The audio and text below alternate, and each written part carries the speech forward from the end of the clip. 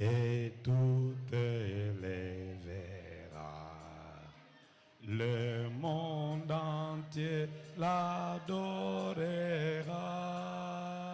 Oui, gloire, gloire, gloire, louange à jamais.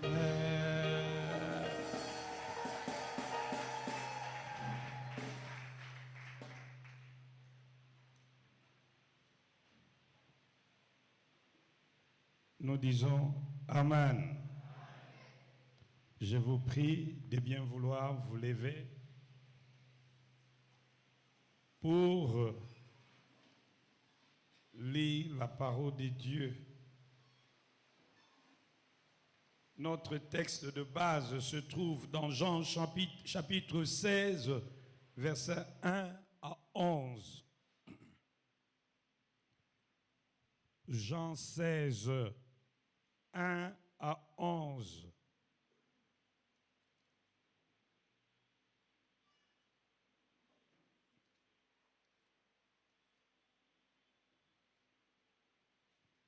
Nous lisons au nom de notre Seigneur Jésus-Christ. Je vous ai dit ces choses afin que ne soit pas pour vous une occasion de chute. Ils vous excluront des synagogues, même l'heure vient où quiconque vous fera mourir croira rendre un culte à Dieu.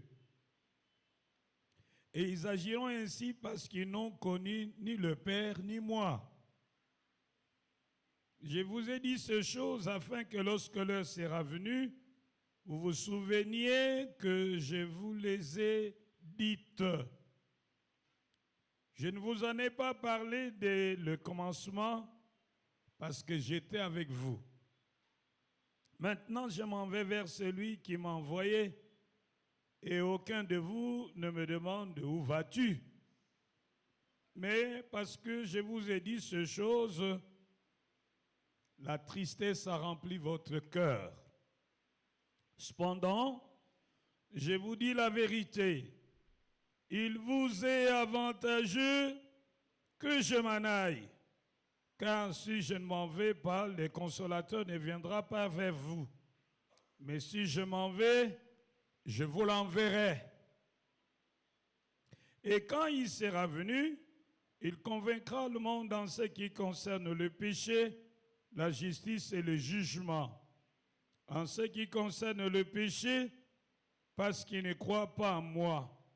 La justice, parce que je vais au Père et que vous ne me verrez plus. Le jugement, parce que le prince de ce monde est jugé. Lisons tous ensemble le verset 7. Allons-y. Cependant, je vous dis la vérité. Il vous est avantageux que je m'en aille, car si je ne m'en vais pas, le consolateur ne viendra pas vers vous. Mais si je m'en vais, je vous l'enverrai. Nous disons Amen. Veuillez vous asseoir. Notre Père et notre Dieu, nous sommes heureux de te savoir au milieu de nous. Nous sommes prêts à t'écouter. Parle à chacun de nous, dans la puissance du Saint-Esprit. Au nom de Jésus-Christ, nous avons ainsi prié. Amen. Les avantages de développer l'intimité avec le Saint-Esprit. Le thème de ce jour, nous voulons par ce thème voir comment développer l'intimité avec le Saint-Esprit. Comment développer l'intimité avec le Saint-Esprit. À la fin de cet enseignement, chacun de vous sera capable de comprendre que le Saint-Esprit est une personne. 2, de comprendre que le Saint-Esprit fait partie de la Trinité, donc c'est une personne divine. 3, vous serez capable de comprendre l'œuvre du Saint-Esprit avant la nouvelle naissance, pendant la nouvelle naissance et après la nouvelle naissance. Enfin, vous comprendrez comment développer l'intimité avec le Saint-Esprit. Bien-aimés, Dieu désire avoir une relation et une communion profonde avec chacun de nous. C'est pourquoi il vient habiter en nous par le Saint-Esprit. Ceci dit, voyons ce que le Saint-Esprit n'est pas et ce que le Saint-Esprit est. Le Saint-Esprit n'est pas une influence, mais une personne.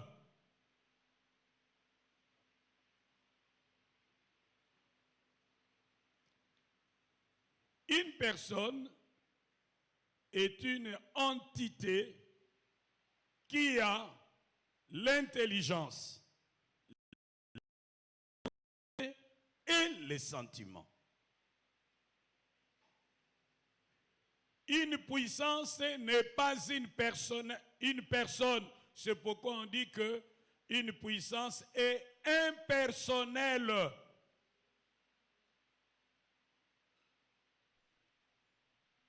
L'électricité est une puissance électrique, mais n'a pas d'intelligence, n'a pas de volonté, n'a pas de sentiments. C'est pourquoi on dit qu'elle est impersonnelle. Le Saint-Esprit n'est pas une énergie, non. L'énergie est impersonnelle. Mais j'affirme avec force, le Saint-Esprit est une personne parce qu'elle a l'intelligence. Dans Romains 8, verset 27, il est dit que celui seul qui est capable de prier conformément à la volonté de Dieu, parce qu'il lui sonde même les profondeurs de Dieu. Le dimanche passé, nous avons vu que l'homme animal ne peut pas comprendre les choses de Dieu parce que c'est spirituellement qu'on en juge. Par contre, l'homme spirituel juge de tout et il n'est lui-même jugé par personne. Pourquoi? Parce qu'il a l'Esprit de Dieu en lui.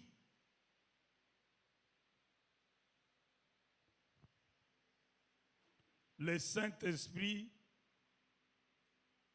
a l'intelligence qui lui permet de sonder tout de Dieu.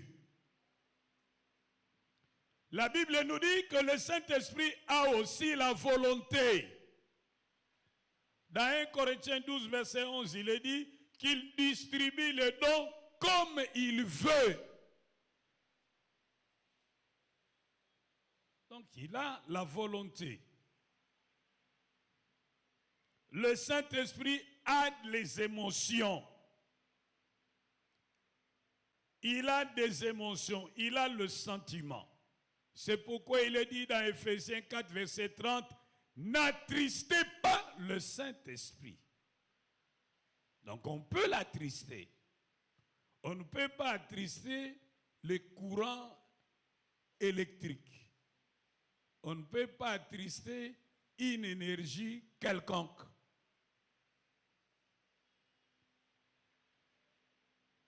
On peut attrister le Saint-Esprit.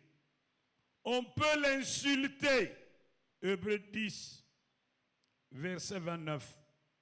On peut le tromper. Acte 5, verset 3. Ananias, pourquoi Satan a-t-il rempli ton cœur pour que tu mentes au Saint-Esprit? Ce n'est pas à un homme que tu as menti, mais à Dieu. On peut mentir au Saint-Esprit. On peut résister au Saint-Esprit. Acte 7, verset 51. On peut même vexer le Saint-Esprit. Ésaïe 63, verset 10.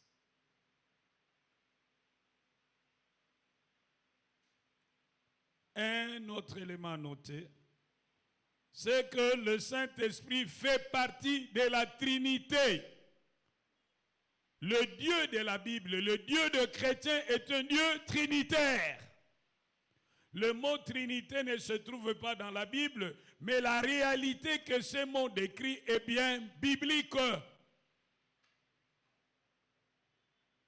Il y a un seul Dieu, mais qui se manifeste en 3 personnes. Le Père, le Fils et le Saint-Esprit.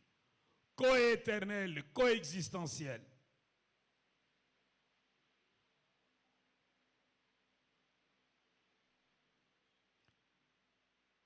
La Bible nous dit que c'est le Fils qui va prier le Père pour qu'il envoie le Saint-Esprit. Vous allez lire cela dans Jean 14, verset 16 et verset 26. Et moi, je prierai le Père, et il vous donnera un autre consolateur, afin qu'il demeure éternellement avec vous. Verset 26. Mais le consolateur, l'Esprit Saint, que le Père enverra en mon nom, vous enseignera toutes choses et vous rappellera tout ce que je vous ai dit. C'est le Fils qui demande au Père d'envoyer le Saint-Esprit. Le Fils n'est pas le Père, le Fils n'est pas le Saint-Esprit. Le Saint-Esprit n'est pas le Fils, le Saint-Esprit n'est pas le Père. Ce ne sont pas des chapeaux, des titres. Parce que nous apprenons des gens qui disent autrefois il était Père et puis il est devenu Fils et maintenant il est devenu Saint-Esprit. Ça c'est une hérésie qui a été combattue au début de l'Église. On appelait ces faux enseignements, on l'appelait modalisme. Ça a déjà été rejeté depuis les temps anciens. Le Père c'est le Père, le Fils c'est le Fils, le Saint-Esprit c'est le Saint-Esprit. C'est le Fils qui demande au Père, il demande quoi? Il demande de qui? Il demande le Saint-Esprit. Oh, dites avec moi, Amen.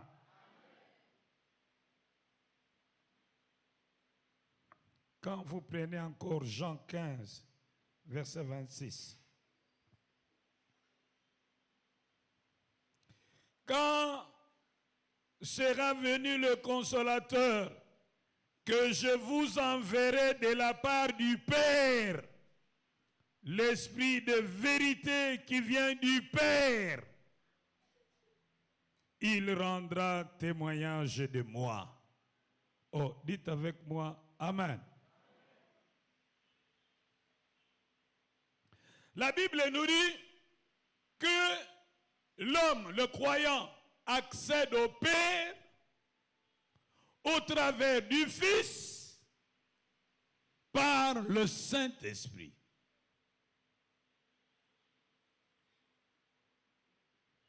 Ça signifie quoi? Que pour aller au Père,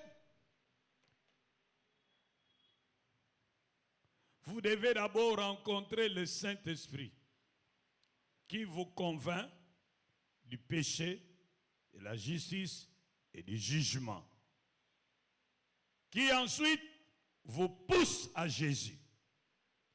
Si maintenant que vous êtes en face de Jésus, vous vous repentez de vos péchés et vous croyez en Jésus, vous l'invitez dans votre vie, le Saint-Esprit vous fait naître de nouveau. Et puis le Fils vous amène au Père. Oh, dites avec moi, Amen. Vous n'êtes plus quelqu'un du dehors, mais vous devenez membre de la maison de Dieu qui vous adopte. Désormais, vous êtes son enfant. Oh, dites avec moi, Amen. C'est ce que nous lisons dans Éphésiens 2, verset 18. Le Saint-Esprit procède du Père par le Fils. Nous l'avons lu dans Jean 14. C'est le Père qui nous envoie le Saint-Esprit sur demande du Fils.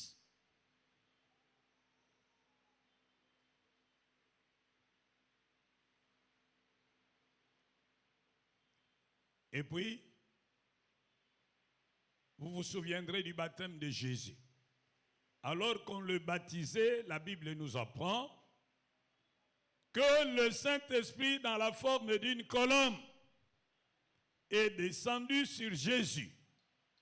Au même moment, le ciel s'est ouvert et une voix se fit entendre du ciel, disant, « Celui-ci est mon Fils bien-aimé, en qui j'ai placé toute mon affection. Écoutez-le. » C'est le Fils qui était baptisé dans l'eau, pas le Saint-Esprit. C'est le Fils qui était baptisé dans l'eau, pas le Père. C'est le Saint-Esprit qui est venu se reposer sur le Fils, pas le Père. Et c'est le Père qui a parlé depuis le ciel, déclarant que celui qu'on baptisait était son Fils.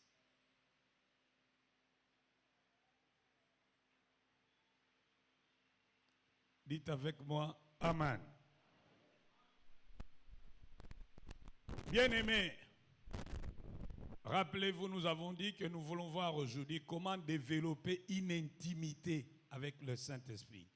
Que devons-nous faire pour que le Saint-Esprit devienne notre ami? On ne peut pas désirer développer une relation avec quelqu'un qu'on ne connaît pas. Et on ne peut pas non plus développer une relation dont on ne tire aucun avantage. Maintenant que nous savons qui est le Saint-Esprit, voyons à présent les avantages de l'avoir en nous et avec nous. Avant d'aller plus loin, il est important que vous notiez que dans l'Ancien Testament, le Saint-Esprit était réservé seulement aux rois, aux prêtres et aux prophètes. Tout le monde n'avait pas droit à l'onction du Saint-Esprit. Il n'y avait que le roi, le prêtre et les prophètes qui avaient l'onction du Saint-Esprit. Deuxième élément à retenir. Dans l'Ancien Testament, le Saint-Esprit n'habitait pas dans l'homme, mais il était sur l'homme.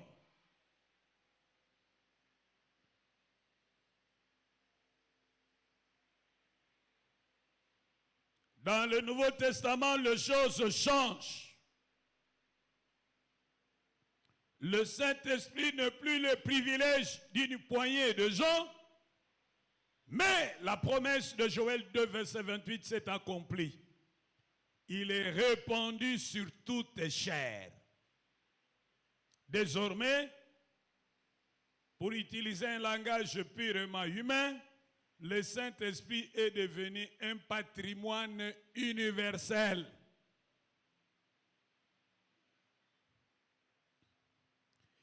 Ce n'est plus seulement un privilège de rois, de prophètes et de prêtres juifs,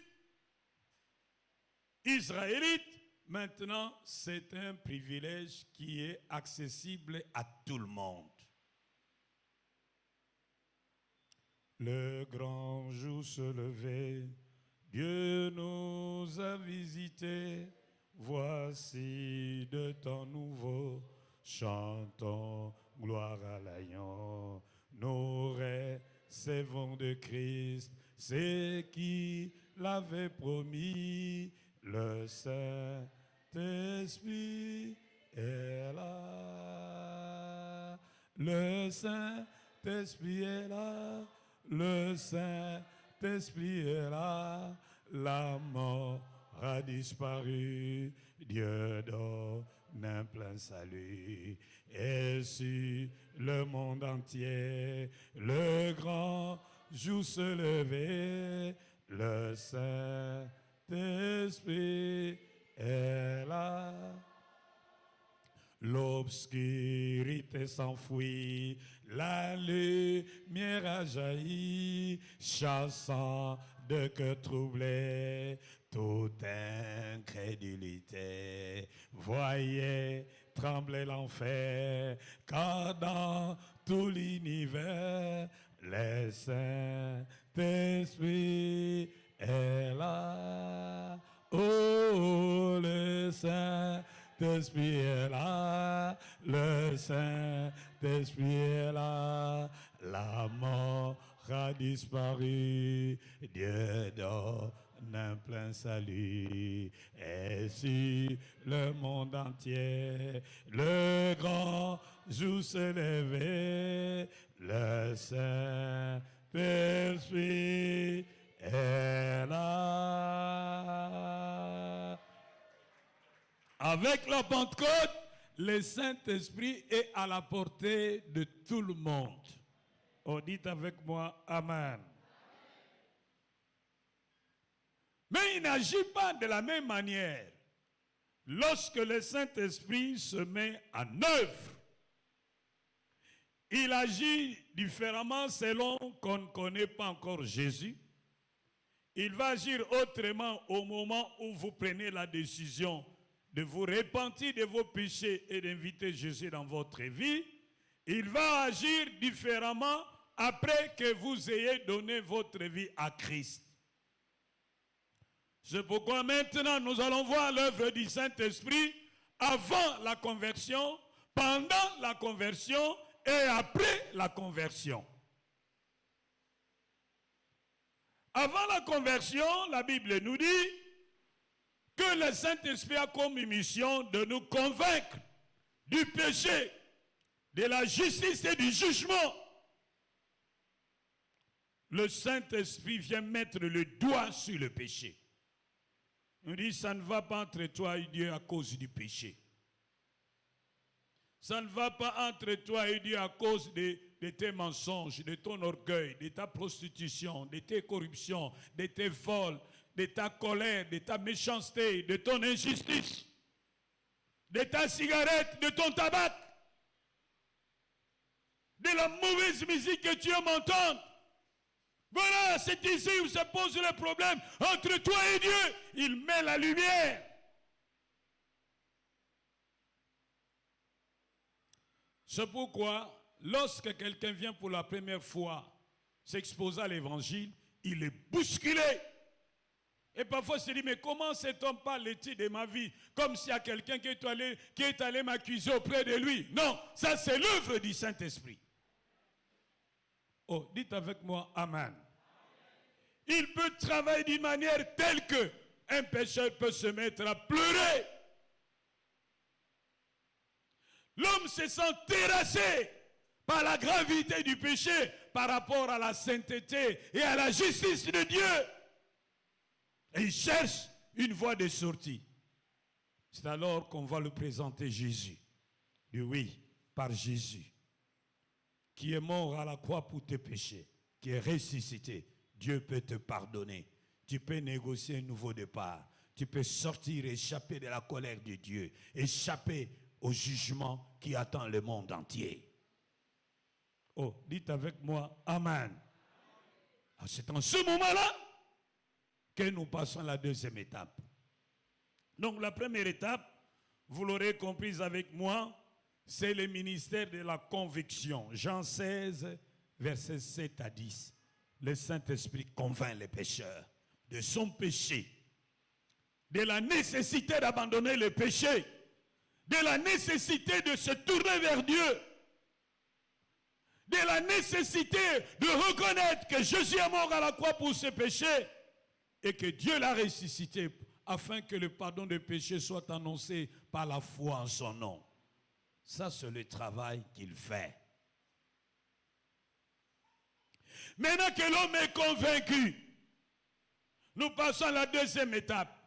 l'homme se repent de ce péché et place sa confiance dans la mort et la résurrection de Jésus pour le salut de son âme. Et il invite Jésus d'entrer dans sa vie comme sauveur pour pardonner ses péchés et comme Seigneur pour diriger sa vie. Dès que l'homme prend cet engagement, dès que l'homme pécheur fait allégeance à Jésus en se détournant de ce péché, en ce même moment-là, le Saint-Esprit passe à une phase supérieure. Il le fait naître d'en haut. Il réalise ce que Jésus a appelé dans Jean 3, la nouvelle naissance. Il le fait naître d'en haut. Il lui donne une nouvelle nature qui fait de lui participant à la nature divine. Il lui donne une nouvelle nature qui fait de lui enfant de Dieu, car il est écrit, mais à tous ceux qui l'ont reçu, à ceux qui croient en son nom, elle a donné le pouvoir de devenir enfant de Dieu. Il lui donne une nouvelle nature. Il le fait naître d'en haut. La première naissance était physique, mais celle ici c'était une naissance spirituelle, opérée par le Saint-Esprit lui-même. Ça échappe à la vie humaine, mais elle est instantanée. Au moment même où il se répand et invite Jésus, elle s'opère par la puissance du Saint-Esprit. C'est ce que nous lisons dans Jean 3, versets 5 à 8.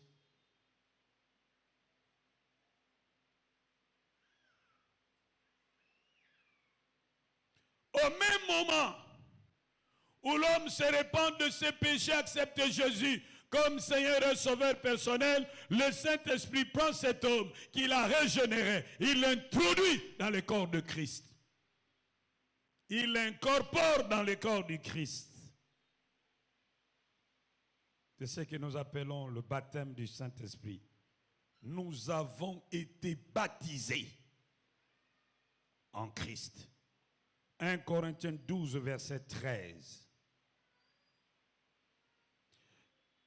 C'est pourquoi, en vertu de cette opération par laquelle le Saint-Esprit introduit les pécheurs repentants et croyants dans le corps du Christ, il fait désormais de cet homme ou de cette femme membre du corps du Christ. Quiconque le touche, touche à Jésus. Voilà pourquoi lorsque Paul, sur le chemin de Damas, va rencontrer Jésus, il va lui dire, Saul, Saul, pourquoi me persécutes-tu? Jésus n'a pas dit pourquoi tu persécutes les chrétiens, mais il dit pourquoi me persécutes-tu? Et il demande, mais qui es-tu, Seigneur? Il dit, c'est moi, Jésus-Christ de Nazareth. Donc lorsque vous touchez à un enfant de Dieu, vous touchez à Jésus-Christ de lui-même.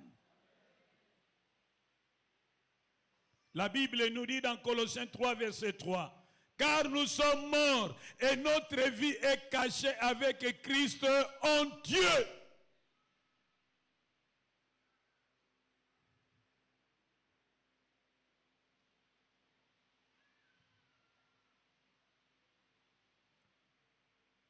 Amen. Qu'est-ce qu'il fait d'autre? D'après Éphésiens chapitre 1, verset 13, il vient nous sceller, il nous marque de son sceau pour attester que nous sommes devenus la propriété de Dieu, que nous ne nous appartenons plus à nous-mêmes, que nous n'appartenons plus à notre tribu, à notre clan. Si dans notre clan, dans le monde spirituel, ils ont des marques qu'ils placent sur le membre de cette lignée, à partir du moment où tu acceptes Jésus-Christ comme Seigneur et Sauveur et personnel, les marques de ton clan, de la famille paternelle, de la famille maternelle disparaissent. Et maintenant, désormais, tu portes une nouvelle marque, la marque de Dieu.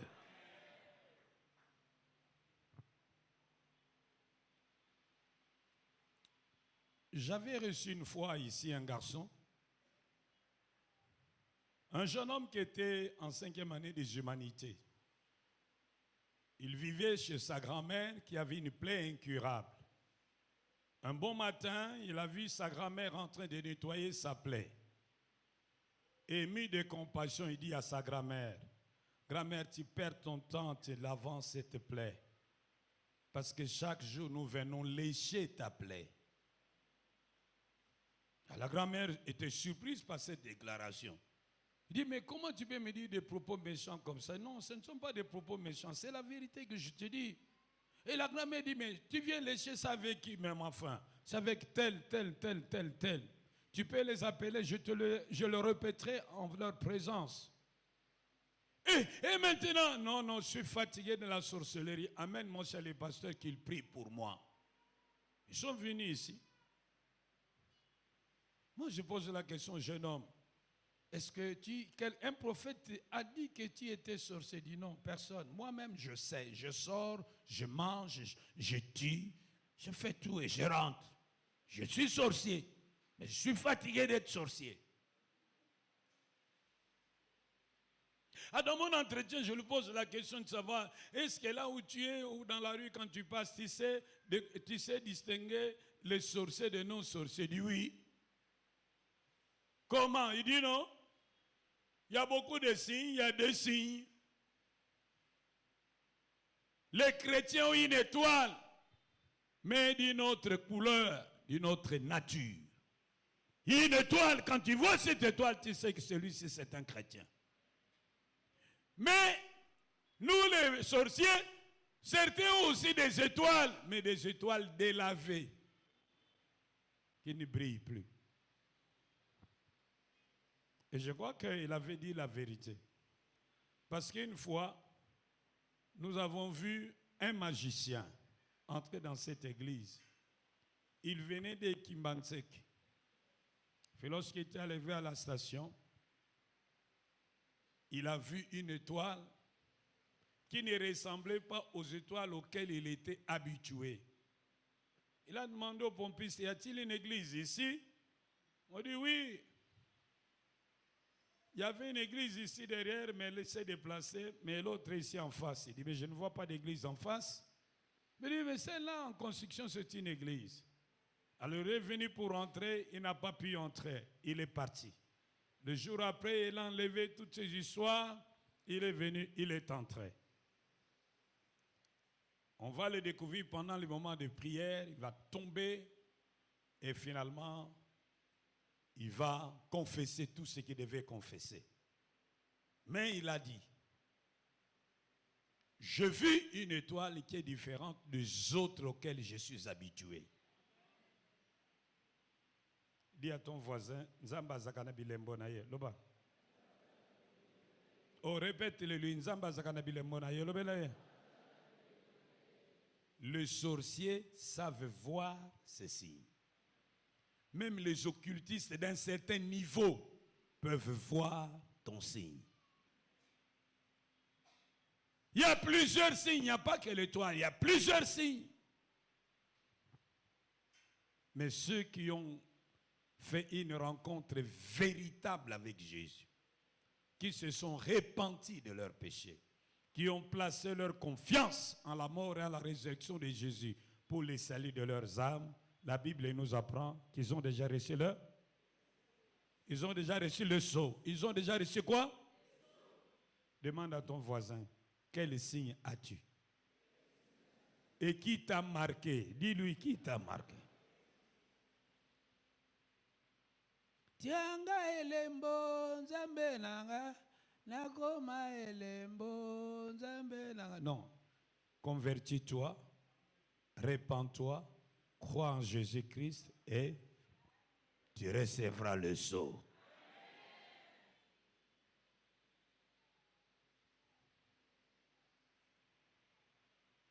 Maintenant, ce temps de grâce, c'est le temps de marquage. Le diable marque ses suppôts et le Saint-Esprit marque également ceux qui se répandent et qui croient en Jésus-Christ, notre Seigneur et notre Sauveur. Vous aurez compris avec moi qu'on ne peut pas avoir le Saint-Esprit et le sceau du Saint-Esprit si on ne s'est pas converti. Car il est écrit dans Romains 8, verset 9, « Si quelqu'un n'a pas l'esprit de Christ, il ne lui appartient pas. Romains 8, verset 9. Si quelqu'un n'a pas l'esprit de Christ, il ne lui appartient pas. L'inverse est aussi vrai. Quiconque appartient à Christ a l'esprit de Christ. Oh, dites avec moi, Amen. On ne reçoit pas le Saint-Esprit par de l'huile. Il faut se convertir, accepter Jésus comme Seigneur et Sauveur personnel, et en contrepartie, on te donne le Saint-Esprit. On ne reçoit pas le Saint-Esprit dans une bague. Parce que maintenant, depuis un certain temps, nous voyons des pasteurs avec des doigts remplis de bagues. Non! Oh, ce sont des bagues d'onction. L'onction ne se trouve pas dans une bague, ni dans une ceinture, ni dans l'huile, ni dans les savons. Ce que vous trouvez dans ces choses-là sont des démons.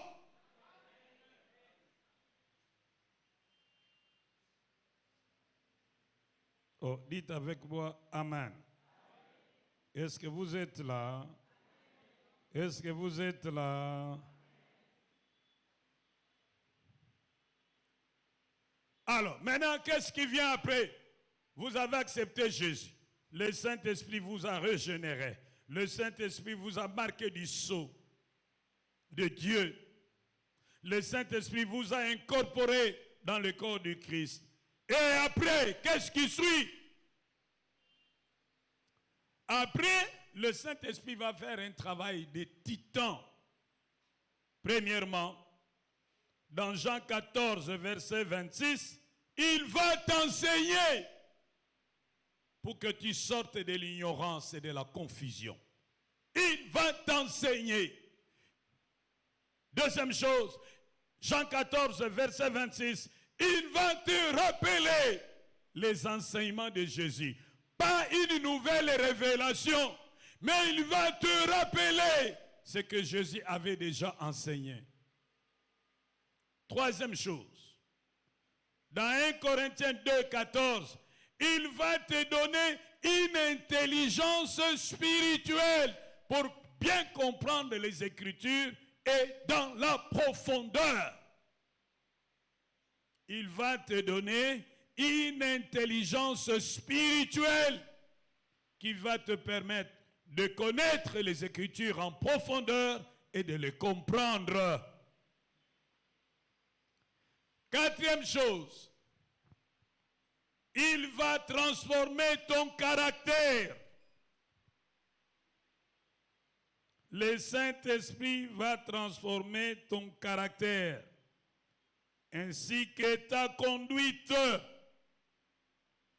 afin que tu sois capable de mener une vie juste, parce que tu as été justifié. La Bible dit dans 2 Corinthiens 3, 17 et 18, « Or le Seigneur, c'est l'Esprit. Et là où est l'Esprit du Seigneur, là est la liberté.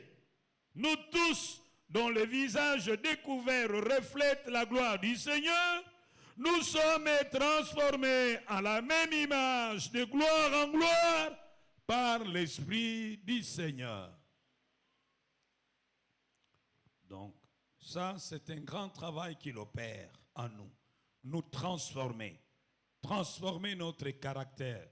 Transformer notre conduite. Reproduire en nous le caractère de Christ, que l'apôtre Paul appelle dans Galates 5 le fruit de l'esprit. Il va transformer notre caractère, il va changer notre conduite, il va reproduire en nous le caractère du Christ. Ce que l'apôtre Paul décrit dans Galates 5, verset 22 et suivant. Mais le fruit de l'esprit, c'est l'amour, la joie, la paix, la patience, la bonté, la bienveillance, la foi, la douceur, la maîtrise de soi. La loi n'est pas contre ces choses. Ceux qui sont à Jésus ont crucifié la chair avec ses passions et ses désirs. Si nous vivons par l'Esprit, marchons aussi selon l'Esprit. Dites avec moi, Amen. Le Saint-Esprit vient former les caractères de Jésus en nous. Qu'est-ce qu'il va faire? Il va détruire les passions de la chair. Il va étancher notre soif à faire ce qui déplaît à Dieu. Il va augmenter notre amour pour Dieu, ce qui va entraîner une aversion au péché.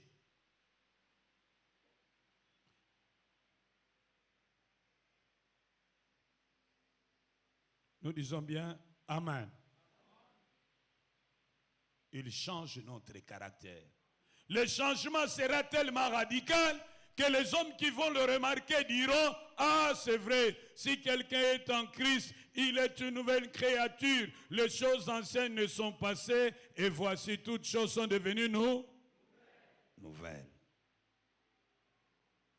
Toujours dans ces passages, nous voyons une cinquième opération du Saint-Esprit. Il va nous libérer de tous les liens et de toute pesanteur spirituelle qui nous cloue dans le péché, dans le monde, dans la chair. Il va nous libérer. Car là où est l'Esprit du Seigneur, là est la liberté. Il va nous libérer des attaches au mal. Il va nous libérer des péchés qui nous obsèdent. Il va nous libérer des péchés que nous commettons sans pincement de cœur. Il va nous libérer de la soif de bien souiller. Il va nous libérer du goût de la musique mondaine. Il va nous libérer de tout ce que Dieu déteste. Ce qui autrefois était prêché à nos yeux, petit à petit, nous allons considérer cela comme de la perte, comme de la boue.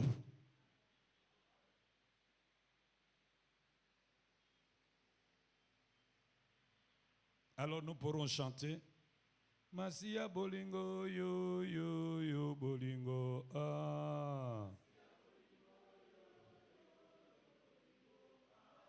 Masia bolingo yo yo yo bolingo ah.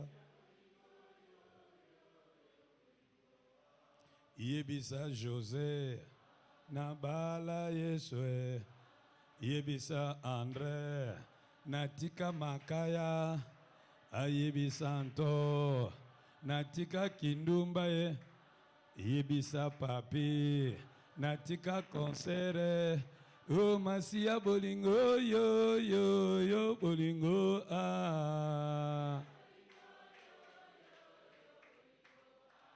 Masia bolingo yo yo yo bolingo ah.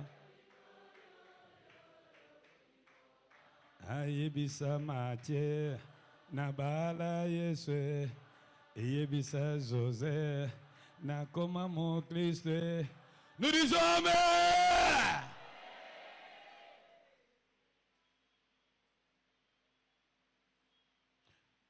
Ici, je veux insister pour dire que personne ne peut mener une vie chrétienne victorieuse et fructueuse, une vie chrétienne épanouie par ses propres efforts.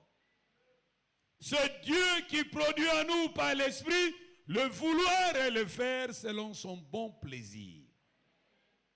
C'est lui qui va nous donner les désirs de l'obéir et la capacité de l'obéir. C'est lui qui va ôter en nous les désirs du péché et la capacité de dire non au péché. Nous disons bien Amen.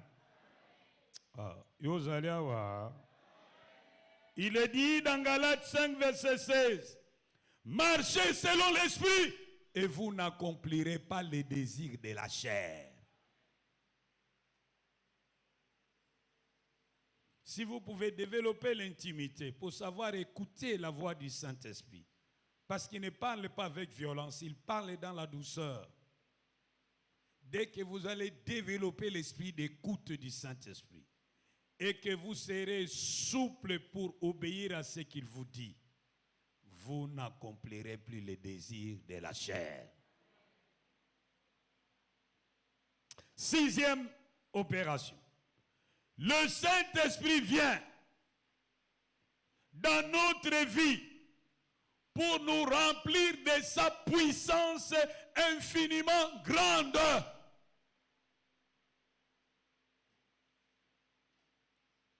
L'apôtre Paul priait pour l'église d'Éphèse. Et dans sa prière, il dit que depuis qu'il avait entendu parler d'eux, il ne cesse de les mentionner dans sa prière. Il ne cesse de rendre grâce à Dieu pour eux. Et il fait mention d'eux dans ses prières. Qu'est-ce que l'apôtre Paul demande en faveur des Éphésiens? Nous lisons cela dans Éphésiens chapitre 1, verset 15 à 21. Il dit, il demande à Dieu afin qu'il leur donne un esprit de sagesse et de révélation dans sa connaissance.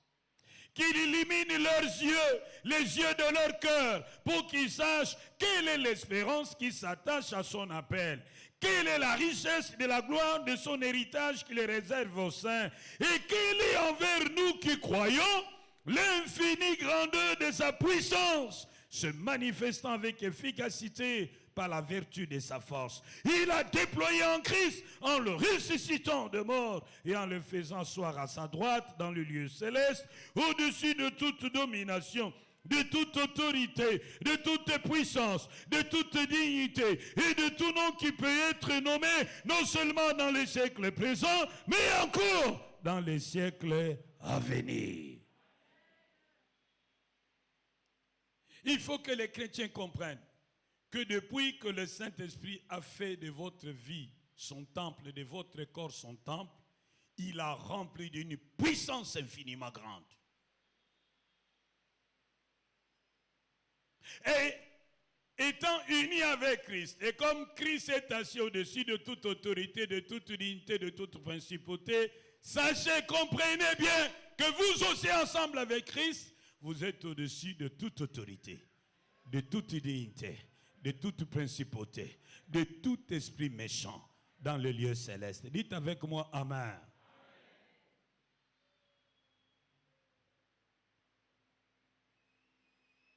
Je crois que certains d'entre vous ont vu un témoignage qui passait, c'est pas moi s'il faut l'appeler un témoignage, une information qui passait au sujet de l'église de Satan aux États-Unis d'Amérique. Ils font aussi l'évangélisation. Ils vont chercher des membres pour leur secte.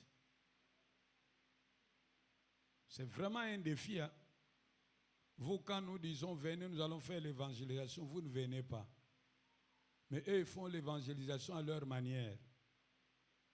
Ils cherchent des nouveaux adeptes pour l'église de Satan. Alors, en faisant passer le micro, les satanistes disent qu'ils ont de la haine, ils détestent l'église. Ils travaillent pour sa destruction. Alors on leur demande, mais pourquoi vous haïssez tant l'église? Et il répond, parce qu'ils sont trop puissants. Je pensais qu'il allait dire Amen. Malheureusement, Kinshasa, on a développé un christianisme de peur. Les chrétiens ont peur des sorciers. Ils changent de parcelle. Oh, je quitte cette parcelle parce que le Seigneur m'a révélé que le propriétaire est sorcier. Un christianisme de peur. Ils ont peur des chats. Il y avait des mauvais esprits aujourd'hui. Les chats ont trop miaulé. Ils ont peur des souris. Ils ont peur de moustiques. Vous les entendez crier au nom de Jésus. Tous les mauvais esprits derrière ces moustiques, je vous brise. Non, c'est la peur. C'est la peur. Dites avec moi, Amen.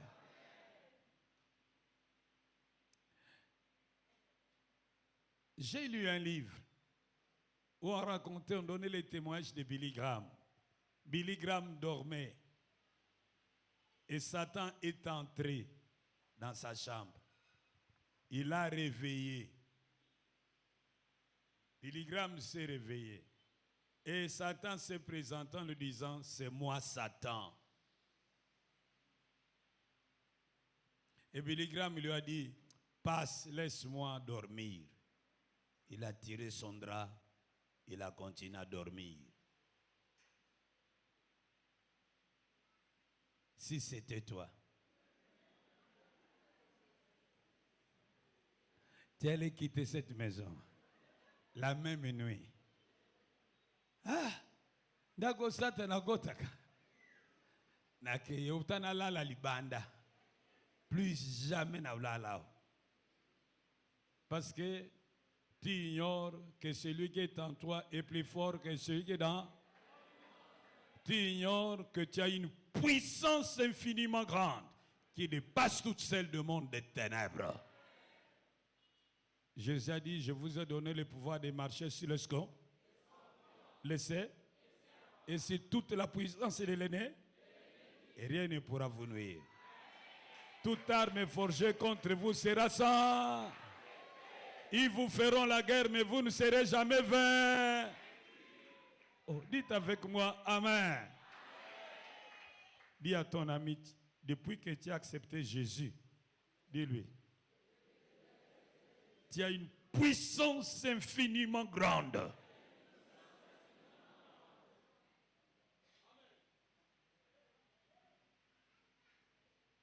Je parle aux jeunes serviteurs, peut-être qui me suivent à la radio, là où vous êtes. Si jamais vous croisez un aîné qui prétend être aîné dans la foi, qui vous dit que pour prospérer dans les ministères, attirer les foules, avoir beaucoup d'argent, il faut ajouter des bagues, des chaînettes, des parfums, des savons des ministères, dites-lui, j'en ai pas besoin. Car c'est comme si on vous disait, abandonnez le barrage d'Inga pour aller chercher les piles crayons. Zabouzoba. Oh, dites avec moi, Amen. Je suis fort, fort, oui, plus que vainqueur, par le sang, mon sauveur. Oh, oh, oui, plus que vainqueur, par le sang de Jésus. Veux-tu braver et la mort et l'enfer? La force est en Christ, la force est en Christ. Jésus des morts fait tomber tout est fait. La force est dans le sang de Christ. Je suis fort. Yéma Magas. Oh oui, plus que vainqueur par le sang. Oh de Jésus, mon sauveur. Oh, oh, oui, plus que vainqueur par le sang de Jésus. Oh, je suis fort. Et plus que vainqueur par le sang. Oh de Jésus, mon sauveur. Oh, oui, plus que vainqueur par le sang de Jésus, mon sauveur. Une vie entièrement livrée à l'autel. Troisième conseil. Il faut vous sanctifier. Et là, il y a l'exigence d'une vie totalement séparée du péché, de la mondanité, de la souillure.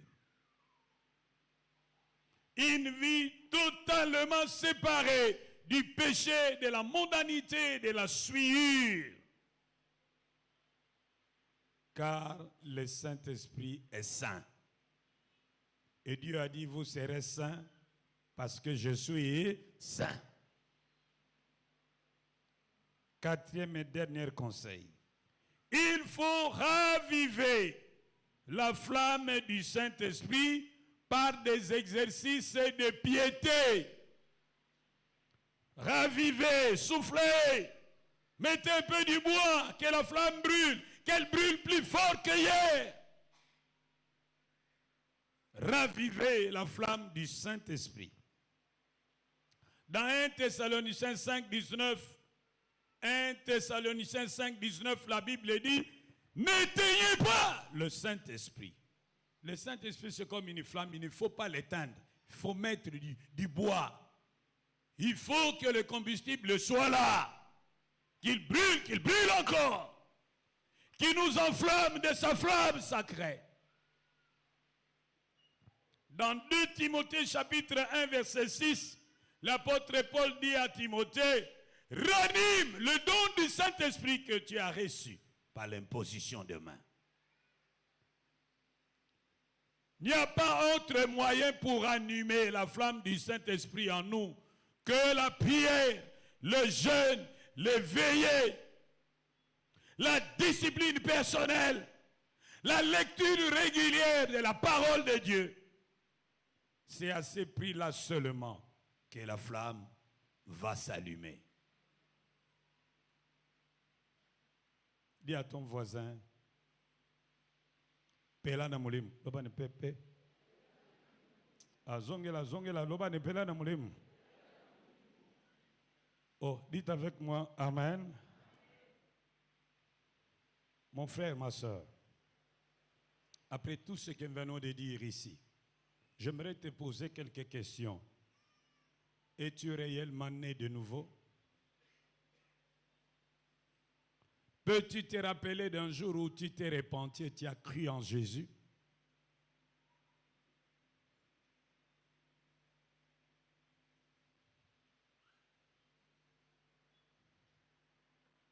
Incline ta tête. Ferme bien tes yeux.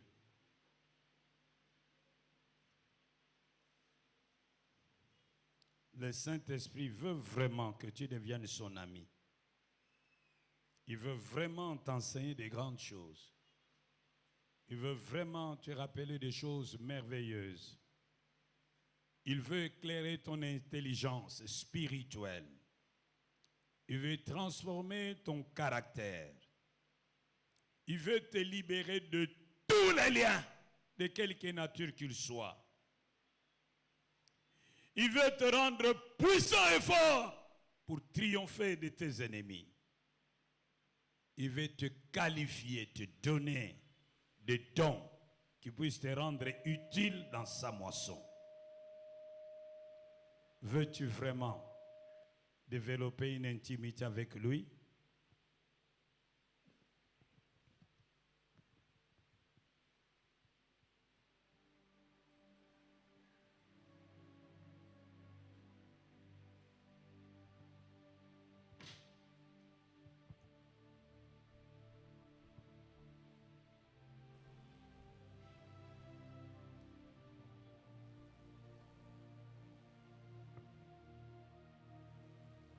Bien-aimé, répond à toutes ces questions que papa vient de nous donner, de nous poser après avoir suivi ses prédications. Le Saint-Esprit est Dieu. Le Saint-Esprit est une personne. Le Saint-Esprit peut habiter en toi à condition que tu aies reçu Christ dans ta vie. Regarde ta vie. Dans quelle position tu te trouves? Tu n'es pas encore converti, que le Saint-Esprit te convainque de ta situation et te pousse à recevoir Jésus-Christ comme Seigneur et Sauveur. Si toi, tu as déjà reçu Jésus comme Seigneur et Sauveur, regarde les avantages qu'il y a à marcher avec Jésus. Quelle est ta position aujourd'hui? Prie le Seigneur par rapport à cette parole. Nous prions le Seigneur. Éternel notre Dieu, nous te bénissons pour le don de l'Esprit que tu nous as fait, pour le privilège que le Saint-Esprit puisse habiter en nous, le privilège que le Saint-Esprit puisse nous sceller de son sceau pour montrer notre appartenance à toi. Merci pour les privilèges que nous avons, que le Saint-Esprit puisse nous incorporer dans le corps du Christ. Merci pour le privilège que nous avons, que le Saint-Esprit puisse nous fortifier, remplir de ta puissance, afin que nous puissions résister à toute force du mal. Merci pour la grâce et les privilèges que nous avons, pour que le Saint-Esprit puisse nous transformer, afin que nous puissions devenir une nouvelle créature. Merci pour le privilège que nous avons, que le Saint-Esprit puisse illuminer notre intelligence et nous donner la connaissance de ta parole de façon profonde. Merci pour le privilège que nous avons, pour que le Saint-Esprit puisse nous équiper des dons spirituels afin de te servir et de servir le prochain. C'est une grâce, ô notre Dieu. Merci pour tout ce que tu fais de bien pour nous. Merci Seigneur Jésus-Christ. Bien-aimés, nous allons nous lever. Nous allons nous lever pour pouvoir consacrer notre vie afin que le Saint-Esprit puisse vraiment régner en nous. Que le Saint-Esprit puisse devenir notre ami personnel, notre conseiller personnel, notre guide personnel. Si tu es vraiment né de nouveau, il faudrait prier pour que ta vie soit un parfait de bonne odeur pour Dieu. Papa dit que nous devons mener une vie de consécration, une vie totalement livrée à l'autel. Nous allons nous offrir corps, âme, esprit, ce que nous sommes et ce que nous avons, pour que cela puisse être utilisé par Dieu, rien que pour sa gloire. Consacre-toi à l'Éternel. Quand nous faisons la prière de consécration, nous arrachons tout ce que nous avons laissé au service de l'ennemi, tout ce que nous avons permis à l'ennemi d'utiliser dans notre corps, dans notre vie, et nous allons consacrer cela à Dieu. Fais cette prière de consécration, bien-aimé, afin que le Saint-Esprit puisse devenir ton ami personnel. Nous prions le Seigneur. Seigneur, merci. Je te consacre ma vie. Prends ma vie, prends mon corps, prends chaque membre de mon corps. Prends mon esprit, prends mon âme, prends mes sentiments, domine en moi. Saint-Esprit, je veux que tout ce que je suis et tout ce que j'ai puisse t'appartenir. Prends toutes mes relations et règne. Règne dans ma famille, règne dans la vie de mes enfants, règne dans la vie de mon mari, règne dans ma vie, règne dans mon travail, règne dans mon ministère, règne dans tout ce que je fais. Que rien à moi ne puisse échapper à ton contrôle. Saint-Esprit, dirige-moi au nom de Jésus-Christ. Bien-aimés, nous allons demander au Saint-Esprit de nous aider à mener une vie de sanctification. Et pour cela, nous allons dire non à tout péché. Chacun de nous se connaît. Tu connais quel péché te domine. Tu connais tel péché t'attire. Tu connais ta faiblesse. Tu vas aujourd'hui dire non à ces péchés. Si c'est une relation, tu décides de briser cette relation. Parce que nous a dit que la sanctification, c'est une vie totalement séparée du péché, de la mondanité et de tout ce qui déplaît à Dieu. Tu te connais, bien-aimé. Moi, je ne veux pas te donner la parole. Je ne veux pas t'aider parce que ta vie n'est pas la mienne. Tu connais ce que tu vis. Tu connais tes faiblesses. Demande aujourd'hui cette force-là de te séparer afin de mener une vie qui plaise à Dieu. Nous prions le Seigneur.